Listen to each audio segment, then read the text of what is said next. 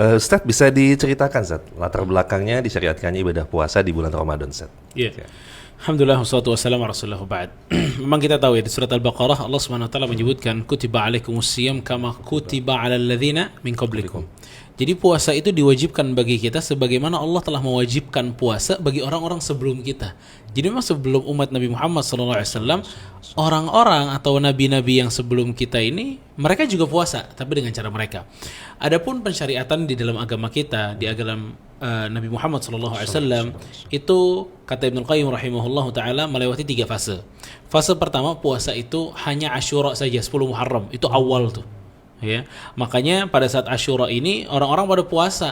Begitu datang perintah bulan Ramadan, kata Rasul sallallahu alaihi wasallam, "Man syaa'a shamah wa man syaa'a tarakah." Siapa yang mau puasa silahkan, yang tidak mau puasa juga enggak masalah di Asyura. Karena apa? Ada bulan Ramadan. Itu fase pertama. Fase kedua itu fase keharusan. Di mana Allah Subhanahu wa taala mewajibkan atau menjadikan pilihan lah, ya, menjadikan pilihan antara puasa Ramadan dengan bayar fidyah. Silakan. Ramadan wajib puasa tapi masih ada pilihan. Kalau nggak mau puasa, bayar fidyah aja. Ya, itu step berikutnya. Kemudian step yang ketiga, ya, itu di mana Rasul sallallahu alaihi wasallam meminta kita untuk, atau Allah Subhanahu wa taala meminta kita untuk ilzam, harus puasa.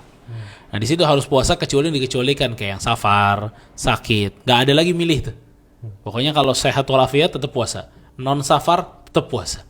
Ya. Jadi hingga di fase yang ketiga inilah hukum ini bertahan hingga hari kiamat nantinya, bahwa wajib bagi kita puasa. Namun ada hal menarik di sini, pada saat Rasul sallallahu alaihi wasallam, ya, atau Allah Subhanahu wa taala menjadikan puasa ini kewajiban.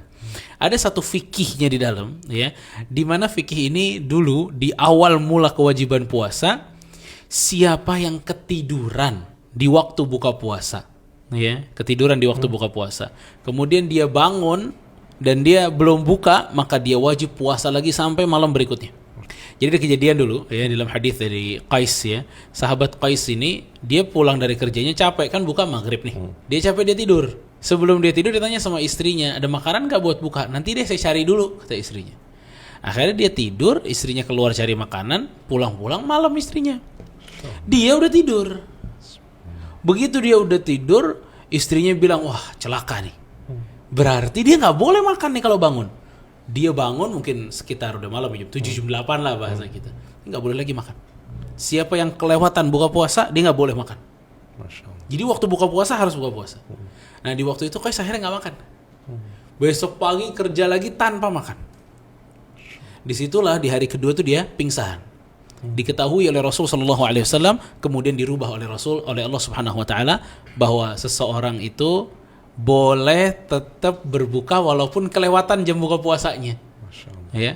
Nah, akhirnya hukum ini juga yang akhirnya sampai hari kiamat yang kita lakukan sekarang. Antum bayangin coba.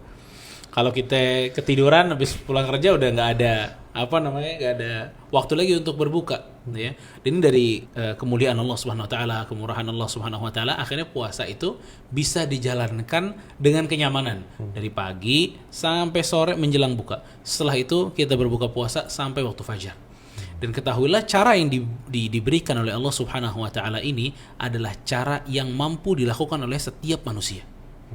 Tidak ada satupun di dalam agama kita perintah maupun larangan kecuali itu pasti bisa dikerjakan. La yukallifullahu nafsan illa wus'aha.